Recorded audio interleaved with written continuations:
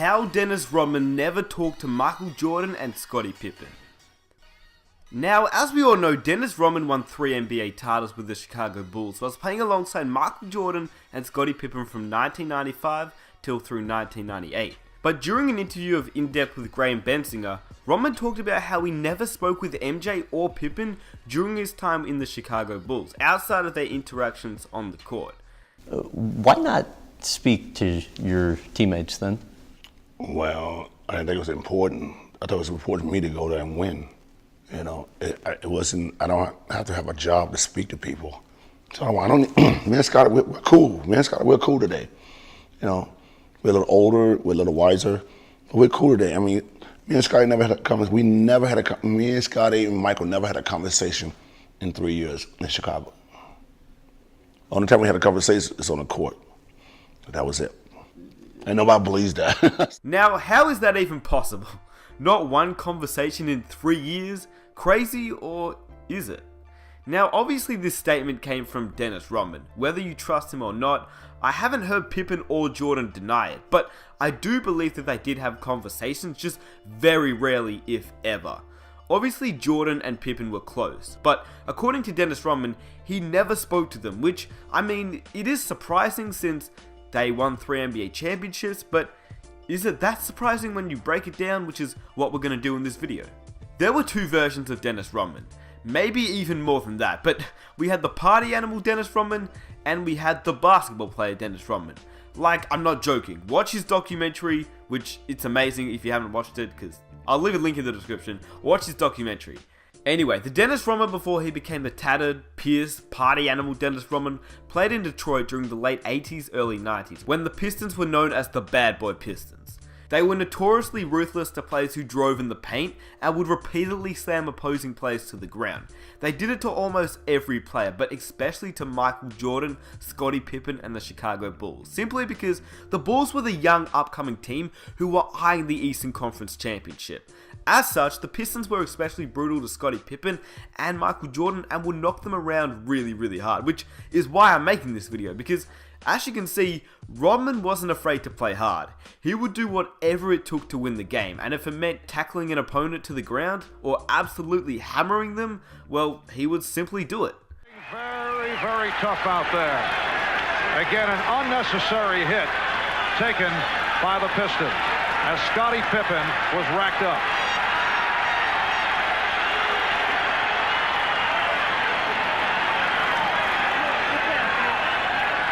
Again, I think that's what Phil is talking about. That's what Michael Jordan's talking about. They just don't want to see that in our basketball game. He already had the guy beat to the basket, and then there was a real hard foul. A great backdoor play that the Bulls love to run, and they really let the guy have it, and then Rodman did push him. The thing is, during the 1980s and the 90s, the game was a lot different to the way it's played now. Players literally hated each other back then, especially the Bad Boy Pistons, which in reality is why Isaiah Thomas never made it to the Dream Team, but that's for another video. Anyway, as we all know, Jordan, Pippen and their coach Phil Jackson were all about winning. That was the only thing they cared about, and in good reason. To give a very brief summary, Jordan and his Bulls won 3 NBA championships from 1991 to 1993, and then he retired. Now, whether Jordan retired because David Stern wanted him out of the league for his gambling controversy, or whether Jordan retired because he lost his desire to play basketball and the murder of his father made him want to play baseball, well, it's up for debate which one you choose, but nevertheless, he was out of the league and playing baseball. Then, in 1995, as we all know, he returned with his famous quote, "I'm back." He shocked the basketball world, and that year the Bulls lost in the Eastern Conference Finals to the Magic with Shaquille O'Neal. So after that loss, this is where Dennis Rodman really comes into effect, because by 1995, Dennis Rodman wasn't even playing for the Pistons. He was actually playing for the Spurs. By 1995, the Bulls were looking for a guy. They didn't know who that guy was just yet, but according to Phil Jackson, he made it clear what they needed, and I quote, "If we're going to win a championship, we have to have someone who can fetch the ball." And after exploring every other opportunity, the Bulls management just kept coming to one player, Dennis Rodman. Now you have to remember at this point, Michael Jordan and Scottie Pippen didn't like Dennis Rodman. In fact, they hated pretty much, or not pretty much, they hated everyone that played on that bad boy Pistons team. The thing was, Dennis Rodman was literally the perfect guy for the Chicago Bulls. He was exactly what they wanted, and he hated playing in San Antonio, which he wanted out. The only thing was, the Bulls management said he'd be the perfect guy, but only if our players would accept him. Now, as I mentioned before previously, you have to understand that Jordan and the Bulls were almost definitely not a fan of Dennis Rodman, but Jordan was one of those guys who simply would do anything to win. Literally anything to win. He agreed to have Dennis Rodman on board. Then it was Scottie Pippen's turn, and I'll let Dennis Rodman discuss what happened here. Only thing I said to myself, I said, wow, damn, I went to Detroit now. We used to push Scottie Pippen and Michael Jordan around, and now I'm going to play for these guys. So, and I was just wondering how these guys going to take me. I'm over to Jerry Cross's house. Phil Jackson was there, Michael was there, Scottie was there. Phil Jackson got to the point, he said, Dennis, the first thing I want you to do is go over and apologize to Scottie Pippen. I'm like, what? So I went outside and we talked for 5 minutes and stuff like that. And Scottie said, it's okay, everything's fine, man, don't worry about it.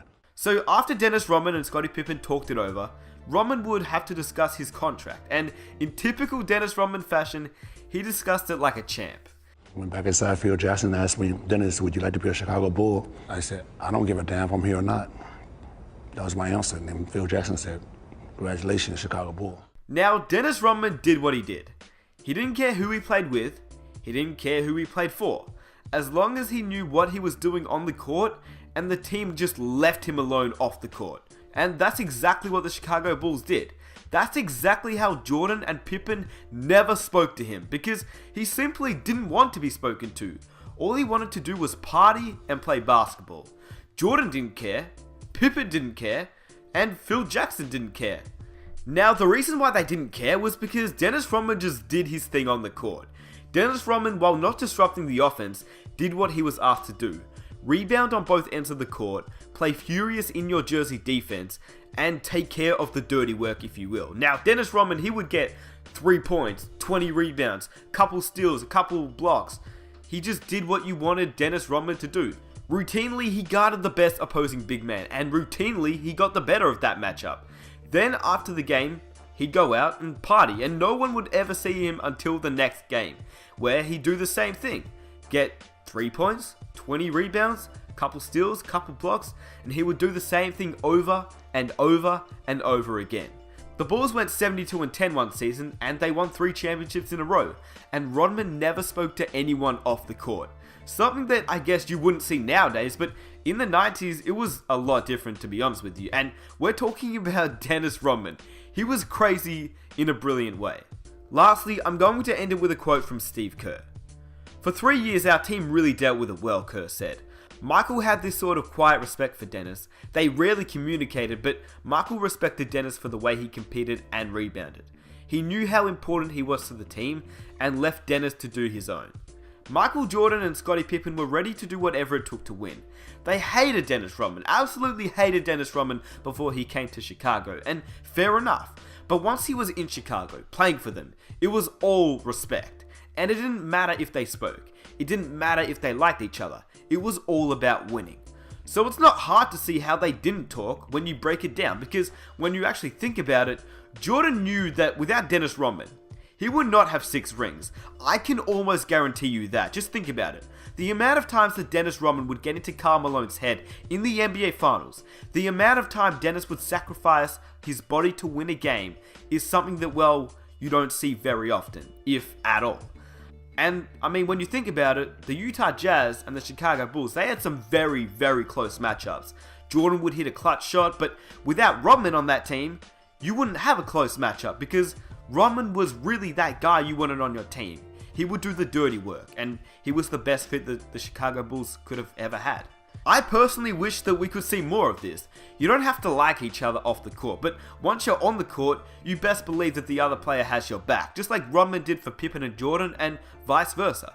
They didn't have to talk off the court because they weren't friends, but on the court it was different. They would die for each other. They were teammates, and in Rodman's own words, they were the best teammates ever. They let him party as long as he played the way that they needed him to. And I hope you guys enjoyed the video. I just thought it'd be a pretty interesting video to make for those that didn't know about Dennis Rodman and what he sacrificed to play basketball. He didn't really talk to Michael Jordan or Scottie Pippen, but hey, it didn't matter. They won championships, and that's all that matters now. He does things that are totally different than a lot of people, but when he steps on that basketball court, he gives 110%. This is a new experience for Scottie and myself, and for Phil, and for other guys who have been on that championship team and faced Dennis and James Edwards. But we put that aside for a common goal, which is to win a championship. And I'm gonna cheer them on as if they're my teammates, but yet I do that knowing that I've got a lot of scratches from those years. If you enjoyed this video, please subscribe for more videos just like this, and comment some of your own ideas that you'd like to see, because, well, it can be to do with Dennis Rodman, it can be to do with the current NBA, it can be to do with anything NBA related, and I'll do it for you guys. But there is so much that you can talk about with Dennis Rodman, because he was a crazy man, like crazy to say the least. And yeah, if you guys want to leave a like on this video, that would be absolutely amazing. Let's see if we can reach 4,000 likes for the next video, and I'll catch you in my next one. Peace! Sorry for everything that I've done, but when that cold